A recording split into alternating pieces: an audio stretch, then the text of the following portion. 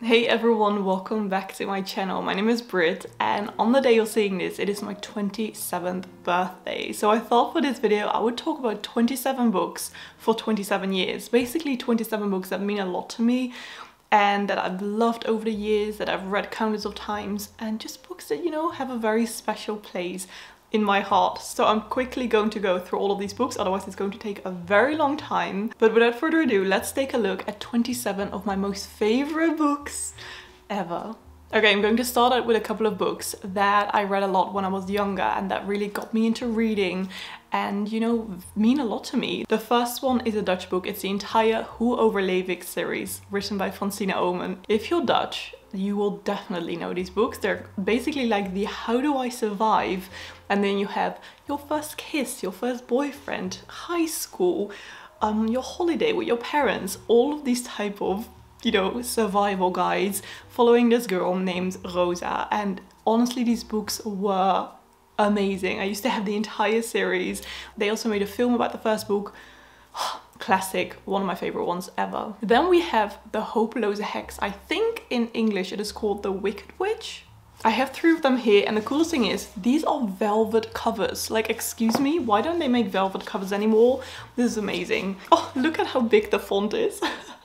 Amazing. So these were some of my favorite books as well when I was a kid. You just follow this girl who is a witch. Then I have a book that was one of the first books I've ever read in English, The Perks of Being a Wallflower. Again, such a classic here on BookTube and just, you know, young adult literature. The film was also so amazing, and I can always just still remember seeing the quote like, "We are infinite." So beautiful. I'm so glad that that was one of the first books I ever read in English. Of course, I have to mention The Hunger Games. Even though I did read them after watching the films, they are still such a classic part of young adult literature and still, to this day, one of the best dystopian YA books ever written. And this book series will forever mean a lot to me. Then we have a Dutch book that was one of the first kind of adult books I read because we were on holiday. I was on holiday with my parents, and on an afternoon we were just at the campsite that we were staying at, and I didn't really know what to do. And then my mom was like, "Why don't you try reading this book?" And it is called Schaduwzuster, written by Simone van der Vlucht, and it's just a literary thriller.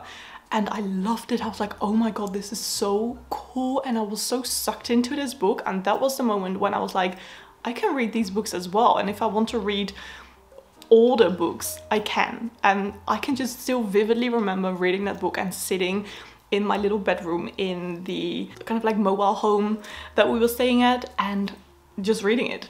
Very, very cool and fun memory. Then we have another one that I want to show you because when I was around 8 or 9, I watched the Titanic for the first time, and that was the moment I just became obsessed with the film and just films in general. Like, how cool are films and the way that they are made, and how interesting is the Titanic and how, you know, what happened to the Titanic. And my grandfather back then, he was still alive and he had so many books in his house. So when I once visited his house, he knew about how much I loved Titanic. And then he remembered that he had this book on his bookshelf. It is The Illustrated History of Titanic. And he gave it to me, which was so sweet. And I've read this cover to cover, actually I think 2 years ago. Before that I just looked at some of the photos and read a little bit, but I read it cover to cover. And it is honestly one of the most interesting books ever. Look how fascinating these paintings are as well. And yeah, this just still means so much to me. And what I think is actually really cool is that when I was watching some behind the scenes of the Titanic film, which is my favorite film of all time, I saw some behind the scenes photos of James Cameron, you know, directing the film. And then he was using this exact book as references for the film and for shots, which I think was really cool. So I'm like, they used this to create the film Titanic. So very special place on my bookshelf, even though it doesn't fit on my bookshelf because it's too freaking big. So it is on the floor with the cover like this. Otherwise this is even too wide. But yeah, amazing. Still love it. Now there's dust everywhere. Then we have The Fault in Our Stars. Again, one of those books that if I think of when I was a bit younger, started to get into YA books, The Fault in Our Stars by John Green will of course come to mind. One of my favorite young adult books when I was younger. I went to see the film, I went to the little, you know, bench in Amsterdam, and oh my god, I remember how obsessed everyone used to be with that film. And very good old days on BookTube, and just a very special book for me because again it got me into reading this new genre. Then another book that was one of those books when I was younger, when I realized that I'm actually really into adult fiction, was A Thousand Splendid Suns. This one is one of the most heartbreaking books ever. It is a very, very tragic story about a woman in Afghanistan, and it was the first, you know, like heartbreaking book that I ever read, and thinking like, oh my goodness, writers who are able to convey such a tragic story and make you feel so many emotions. But I will also always think back of that book with very fond memories of like reading new types of books and really getting sucked into a story. Oh my god, do I have something in my teeth? There was something. I hope you didn't see that. Then we have the first non-fiction book that I can still really vividly remember reading, and which got me into reading about science and the universe. It is A Brief History of Time by Stephen Hawking. This is already a very old book. I believe it was written in the 80s, so some things may have been debunked or altered, but the whole idea of this non-fiction book all about, you know, the beginning of time is still quite relevant, and it was the first book that really got me into reading books about science and about Stephen Hawking. And when my grandfather passed away, he had so many books about Stephen Hawking and science and Einstein, and he was super interested in that as well. So reading that also kind of made me feel more connected to him. And it's just such a shame that I found out about his passion for these type of books after he passed away, so I could never really speak to him about it. I wish I just was a bit older already, because I think if he was still alive today, we would be such amazing friends and we could just like talk about books for hours. So it's such a shame that that never happened, but I still have very fond memories of, you know, some books that I have from him. I have quite a few of his science books as well, and of course this Titanic book, but it's just a shame and I wished he was still alive, obviously. The next one is The Night Circus by Erin Morgenstern, the first kind of magical realism book that I read. Also one of the first kind of adult English books that I really remember reading, and it's a very beautiful magical realism story about a circus, which I just became obsessed with. At the beginning of BookTube, when I first read that, I was constantly like, oh, this is my favorite book ever, it's my favorite book ever. I haven't read it in a very long time. I've only read it twice, and I really need to reread it because I just want to know if I still love it as much as I did. But I think I will, because it's a really, really nice and beautiful magical realism story with amazing writing. Speaking of like English adult books that I read kind of at the beginning of BookTube, The Martian by Andy Weir, which is one of the first science fiction books that I really remember reading. And this is a very fun story about a man who is stranded on Mars and he has to survive, and he is so funny. I've only read it once, but after reading that, I was just like, I love this book. It is exactly my type of humor. I love sci-fi, and that is why, again, it will always be one of my favorites, even though I haven't read it or like reread it ever. So maybe it is time for me to reread The Martian and read his newest book, which I still haven't read. Project Hail Mary. Everyone is telling me it's amazing. I don't know why I still haven't picked it up, but I'm just not in the best reading mood right now, and it's pretty big. So maybe that book will be in my 28 books for 28 years. The next one is one of the first audiobooks that I loved, and after reading that one and like listening to that one, I thought, okay, audiobooks are actually really freaking cool. It is Daisy Jones and the Six by Taylor Jenkins Reid. Oh my god, the TV show is coming out in March. I'm so excited. This is about a band in the 70s, and the audiobook is narrated by a full cast of characters. Every character has their own, you know, voice, and that is why this audiobook is so amazing. And I loved it, and I listened to it in less than 24 hours. So that was just the moment where I fell in love with audiobooks. The next one is Letters to a Young Poet, written by Rilke. This is a really, really short non-fiction book all about letters that Rilke wrote to a young officer cadet, and it is full of his life advice about love and friendship and just living a good life and enjoying life. And I love Rilke's ideas very much, so this was one of those books that I just wanted to underline every single thing, and it is also one of those books that is perfect to get back to every now and again, to just, you know, become a bit more inspired about life, and amazing. One of my faves. Love it. Then we have the book that kind of made me fall in love with reading about people and just kind of like memoirs, which is Just Kids by Patti Smith. Patti Smith is a singer, songwriter, artist, poet, and she wrote this book, Just Kids, about her life in New York City when she was a teenager, late teenager, early adult, when she met her husband, Robert Mapplethorpe. And this is all about just her life in New York and the things that she experienced and the people that she met, all the famous people, all the famous musicians, and how she became the person she is today. And it is, well, again, like one of the first memoirs I've read and fell in love with it. Oh my goodness. It is so interesting reading about people and how different everyone's lives are.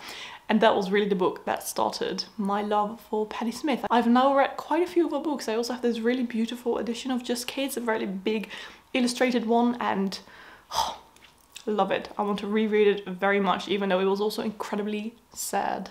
Then, I keep saying, okay, then, and the next one, but the next one is my first favorite classic.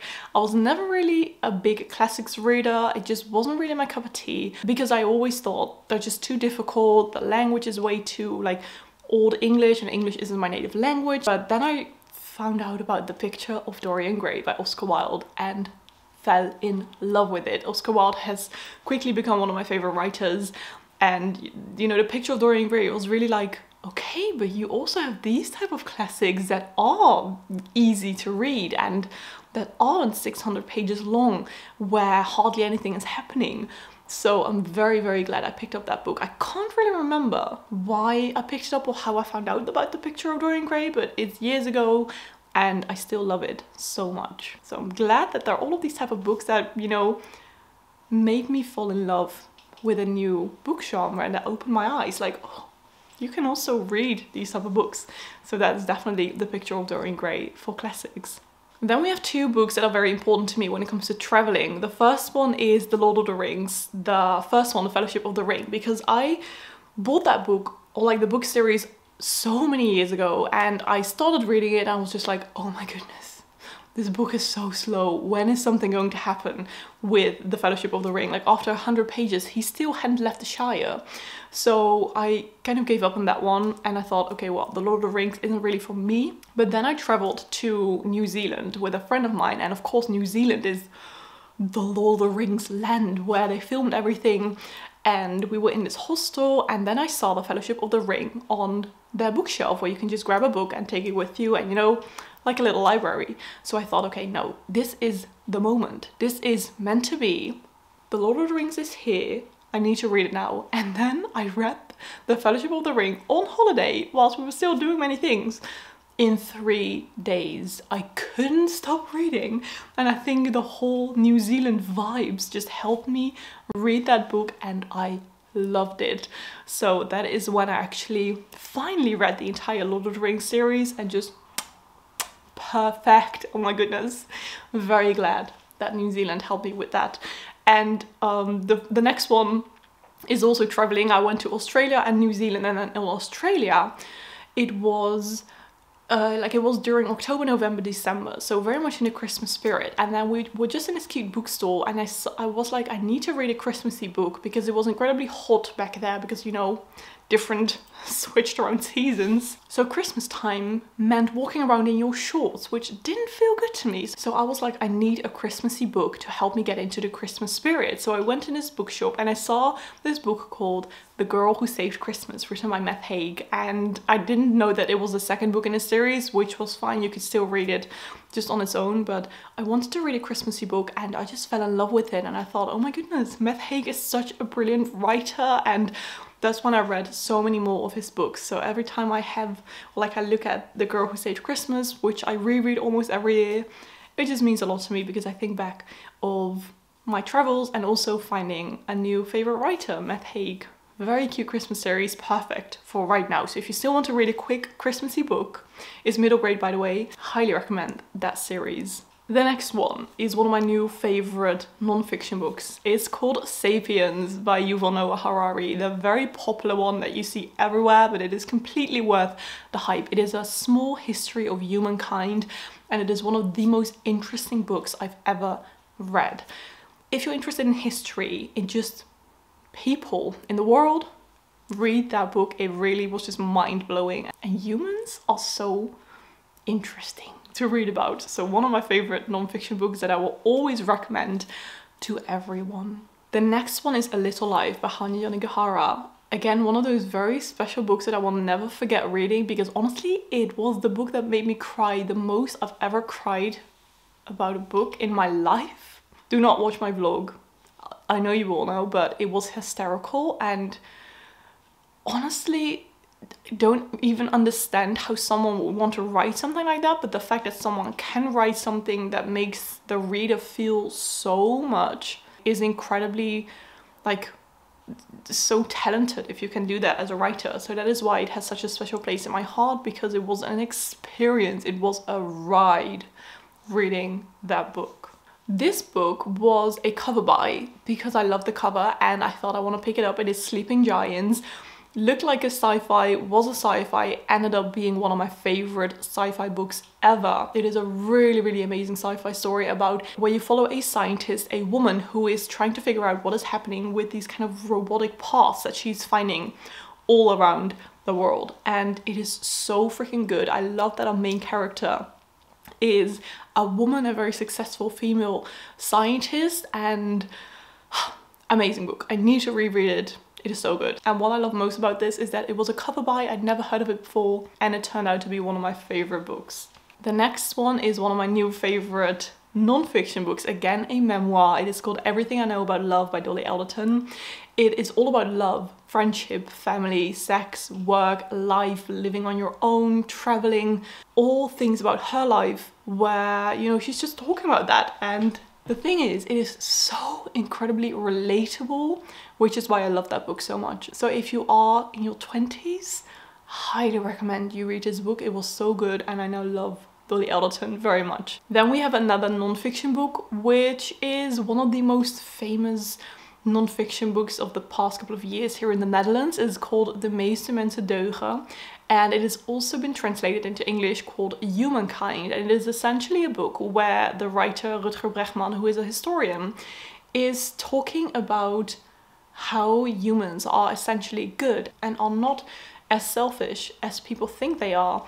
In this book, he is walking you through many different types of experiments or things that just happen in real life, where he is really going in depth into the behaviors of the people and finding and explaining how certain behaviors are not necessarily born out of selfishness, but out of, you know, the goodness of human beings. And it was incredibly hopeful to read, super interesting, and I highly recommend it. I recently saw it in London when I was book shopping there, and it just made me feel very happy that it's in stores, like in other countries as well. It's again one of those books that I will recommend to everyone. Then we have one that I didn't know much about, but I kept seeing around on YouTube, and it is my first Japanese translated literature that I ever read. It's called Before the Coffee Gets Cold.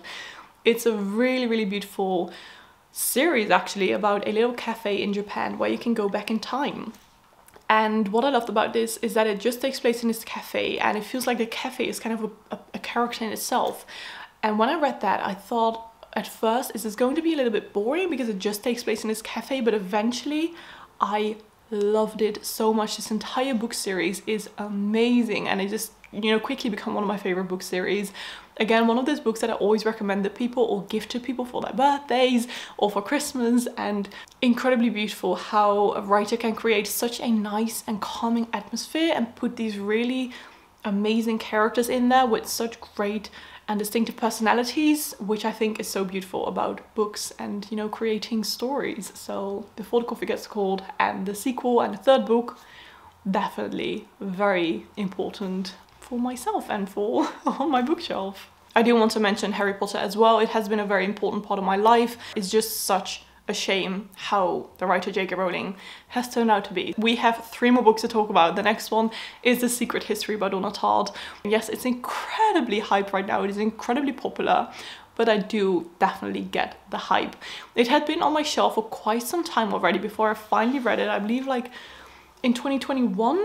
So it took some time before I actually read it. It again was such a roller coaster of these characters, the way that Don Todd can write characters and create this tension, and oh, it was a ride. It was so good, and I want to reread it very much, but it took me a long time to read because it is quite dense and very long. But again, one of those books that you just get sucked into, and I will again forever recommend that one to people.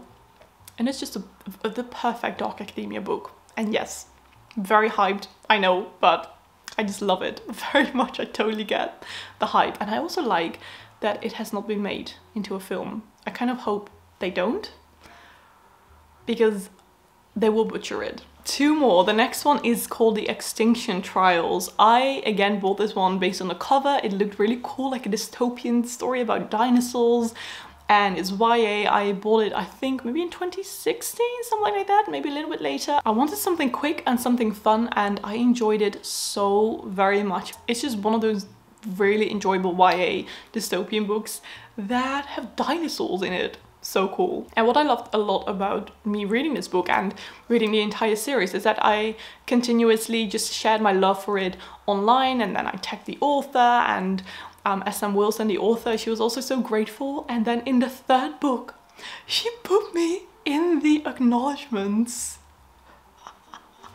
So my name is in a book. That is why it means so much to me. Let's see if I can still find it. Let's see. Or was it in the second book? Oh yes, there it is. In the second book. That is so cool. Social media can be such a scary place, but I've met so many lovely book bloggers and vloggers on Twitter and YouTube during the life of the Extinction Trials. Like Zoe at No Safer Place, Kelly at Kelly's Rambles, Nicola at Fantastic Book Dragon, and basically Britt. All your reviews are truly appreciated. Like, how freaking cool is that? So that is just one of those books where you really realize how brilliant the online world can be and how much it can mean to people to share your love for something online. Like, there's a lot of shit on the internet, but these type of things are beautiful. So I think that is so freaking cool, and that will always be very special seeing my name in a book. We are down to the last book. It was the very first book I read this year, and it is still my favorite book of this year, and it will be a favorite of mine forever. It is The Outsiders. I picked this one up again because of the cover. I think it looked very cool with the guy and the cigarette, and I thought just, yes, this photo is a vibe. Let's pick it up. It was really short as well. Little did I know it was going to become one of my favorite books. I read it within like a day or two, and I was just like, oh my goodness. This was so freaking good and so sad, and it made me feel all the emotions. And I just loved it so much. It's just the best book I've read this year up until today, which is the 8th of December. So you never know, something can still happen.